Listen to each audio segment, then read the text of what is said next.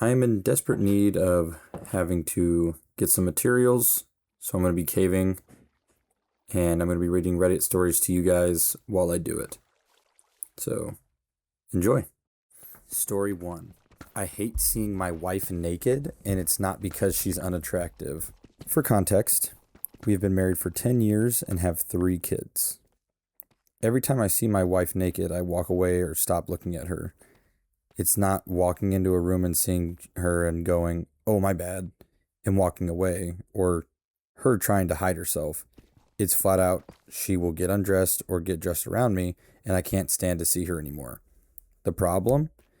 I find her so damn attractive. This seems like the opposite of what you would do if you found your wife attractive.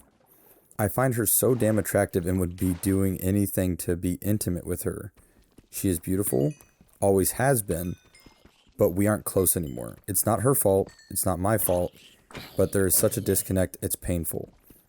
There's been no infidelity. Our kids are all over the age of 4 now.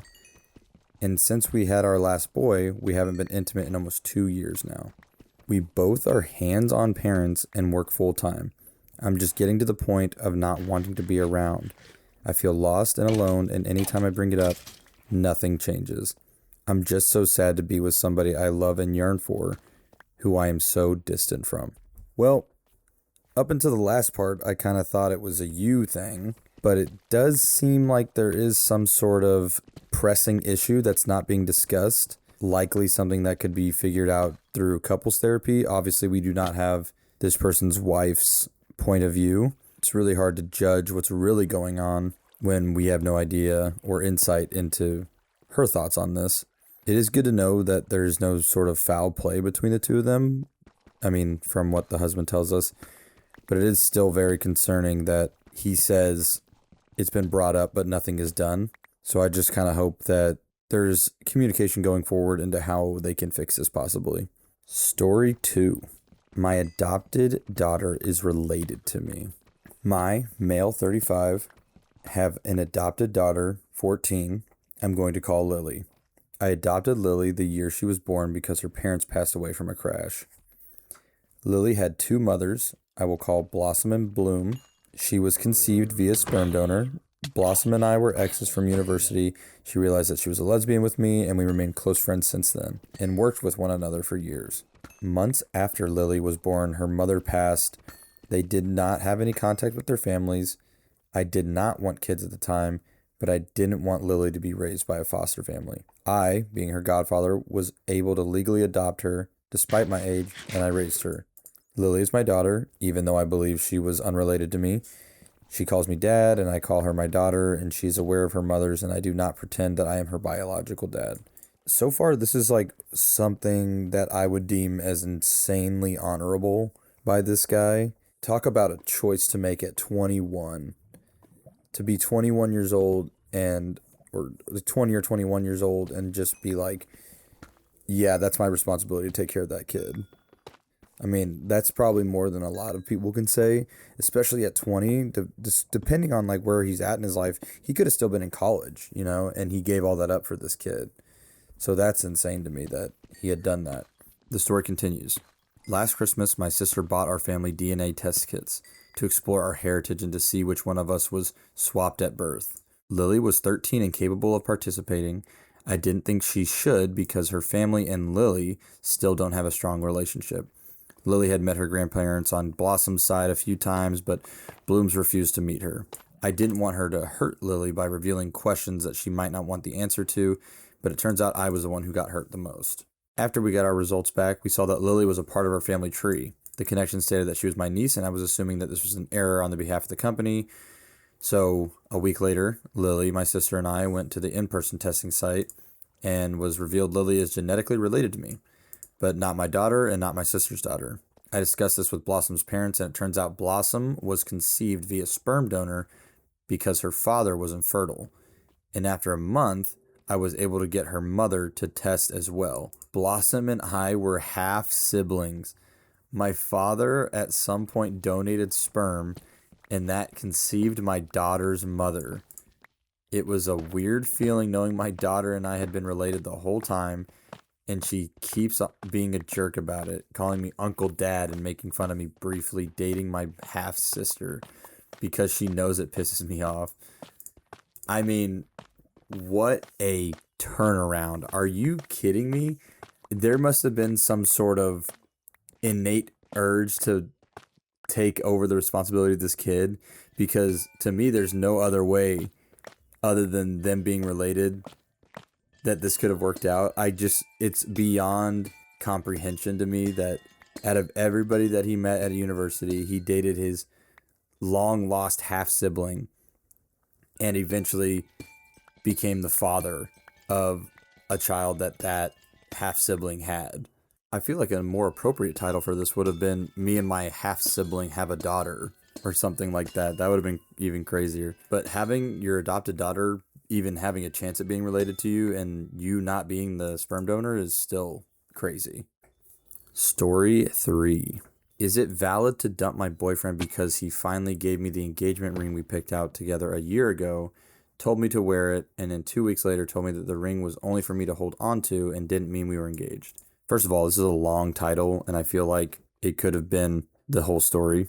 But anyway, it says, he does not have a romantic bone in his body, therefore I knew it wasn't going to get in an extravagant form of proposal. So when he handed it to me and said, when you wear this, it should remind you that I love you, I didn't think much of it, just how lousy of a proposal it was. I wore it for 2 weeks thinking we were fully engaged. Then today he told me he hadn't actually proposed and we weren't engaged. It was custom sized to fit my finger. It's not like it was just some random ring. He thinks it's not a big deal, but it is to me. And I just want to know what you guys all think. What other reason would there be to go and buy an engagement ring and then give the engagement ring to the person that you bought it for than to propose? In other words, how is this not a proposal? If you didn't want to be engaged, you shouldn't have given her the engagement ring. The purpose is in the name. The ring is for engagement. And once you give that ring to somebody, you are engaged. At least in my eyes. I don't know how you guys might all feel about it, but that's some weird mental gymnastics, if I do say so myself. Speaking of engagement, I want to thank everybody for subscribing. We are at 28 subscribers at the time of recording this video. I really want you guys to know that I appreciate every single one of you guys that subscribes to my channel.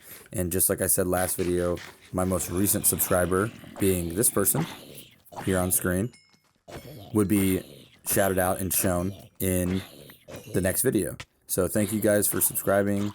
If you want a chance at being in the next video, please subscribe. And I hope you all have a great day. And let's get back to the stories. My mother died saving a 10-year-old child's life. ... I wish she had let the kid die. That sounds extremely morbid. Let's just hope there is a good reason for these feelings. My mom died saving a child's life, and I hate myself for thinking this, but I wish she had just let the kid die. Everyone keeps telling me how heroic she was, how selfless, how she's a saint. Strangers tell me how proud I must be, and maybe one day I will be, but right now, I'm just angry and broken and 27 years old, without the only parent I ever had. I never knew my dad. My mom was my entire world.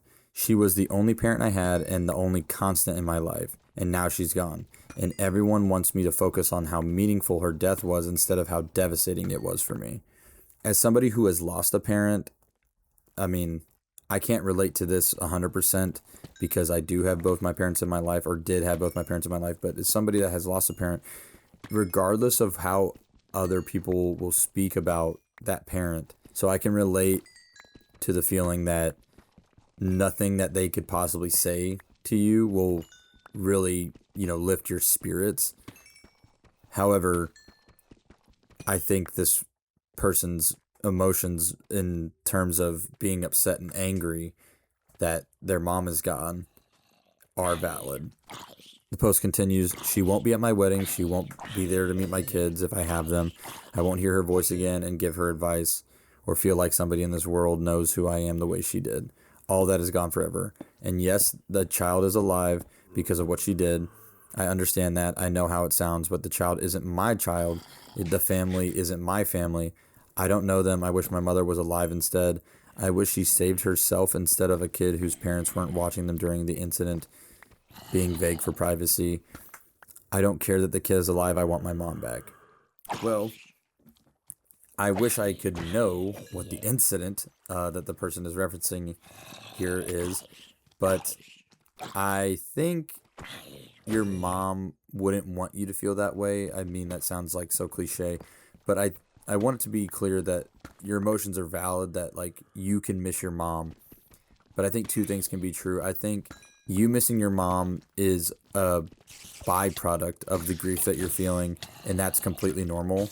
But I think you should also look at it as how caring or loving of life that your mother was to have put her own at risk to save somebody else, just even a chance at saving somebody else's. So I think there is some, silver lining here to look for, even though it may feel like there's only bad because your mother is gone. Your mom did something that was extremely selfless and deserves a lot of gratitude. And I think one day that you will understand how to process this loss better. But as of right now, I think it's completely valid to be upset and missing your mom. But maybe we should loosen up on like the wish that the kid was dead part. I don't know. That part's a little self-centered. Obviously, nobody's life is more valuable than another's. These are the events that played out.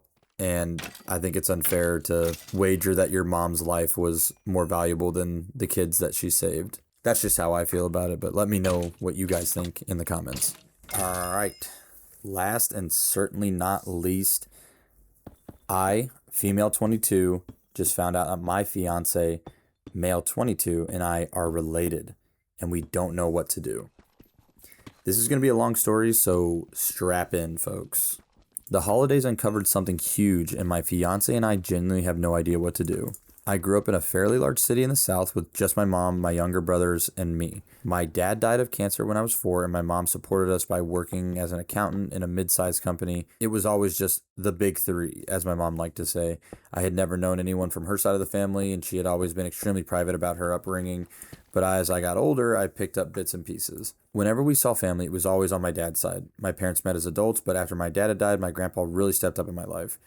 He took me to father-daughter dances, he came to the baptisms and major milestones, and was always present. When I asked my mom about my mom's side, I usually got short answers like, they're bad people, or we live far away for a reason. As far as I know, my mom left home when she was around 17 and never spoke to anyone from her family again. My grandparents on my dad's side never met anyone from her side either.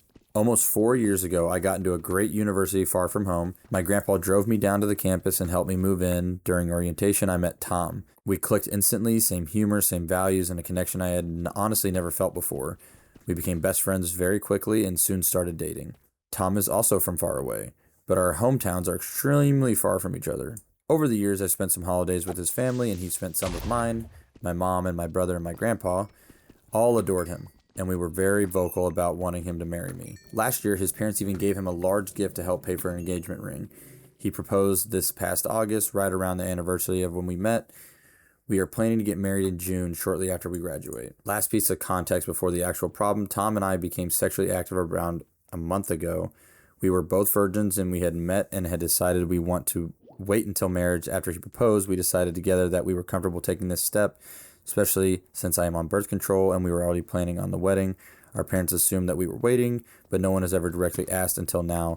This has not been a point of stress for us. This is where everything falls apart. This past Christmas, I stayed with Tom's family. My mom and my paternal grandmother were in the middle of an argument, and I did not want to be involved with it. And my mom was completely fine with me going elsewhere. While at his family gathering, his mom's parents came over, and we were having a big holiday meal, opening gifts, and having a great time. They even had given me several gifts with their last name on them. At some point during the evening, Tom's grandmother made a comment to his mom, who I will call Melissa. She said, "Melissa, do you remember when you and Rachel got me that planter for Christmas?" I leaned over and asked Tom who Rachel was. He looked confused and said it was his mom's twin sister, who disappeared years ago. He had never met her. I immediately felt uneasy.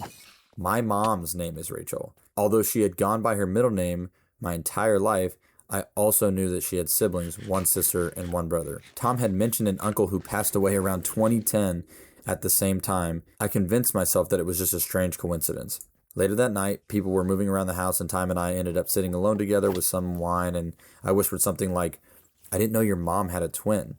I think at that exact moment, it hit both of us. About a year ago, while dating, we had already realized our mothers shared the same birthday. We thought it was a funny coincidence and even mentioned it casually once to his mom. We both started internally freaking out, but kept it together for the rest of the visit. The next day, I flew home to see my mom. Before I got there, Tom and I came up with the plan. I told my mom I had been talking to the gynecologist about some issues with my period, and that one of the intake questions asked whether there were twins in my family. I said I didn't know, and I figured I should ask. For the first time in my life, my mom admitted she was a twin. Taking a break here to just say, wow, how in the world could you not know some of this information about your own mother? I know it just, like, explicitly says in the beginning that she's like extremely private about this stuff, but like, how has this never come up before? I can't even imagine not knowing some of the things that this woman doesn't know about her own mother, and it's hard to even place myself in a situation where I wouldn't know these things, because I feel like throughout your life you just learn things about your mom, and eventually you sort of just like piece together her life, right? But this omission of information is beyond what I would consider normal. The post continues, when I asked why she never told me, she went into a long drunken rant about how her sister Melissa was a literal demon. My mom is unfortunately drunk most of the time. She had mentioned cutting her family completely off when she was young. What is wild is that my mom and Tom's mom look almost nothing alike. One is tall and brunette and the other short and blonde. At that point, everything clicked. We confirmed last names, which were the same. I had also learned my mom's maiden name for the first time in my life, which I know is strange, but she is intensely private. Tom and I are first cousins. Oh my goodness. How do you even go on from this point? You know detrimental information that will directly affect your relationship going forward, and it almost feels like you can't do anything about it other than calling off the wedding and never being with this person again. The story continues. We have no idea what to do next. Our parents have never met, but they're supposed to meet at our wedding in 6 months. We have already built a future around each other. Tom has a great job lined up, and I have been accepted early decision with my dream law school in the same city. Our relationship is genuinely strong. We are the best friends and deeply in love. Ending the relationship feels like throwing away the greatest joy either of us have ever had. Continuing it feels terrifying.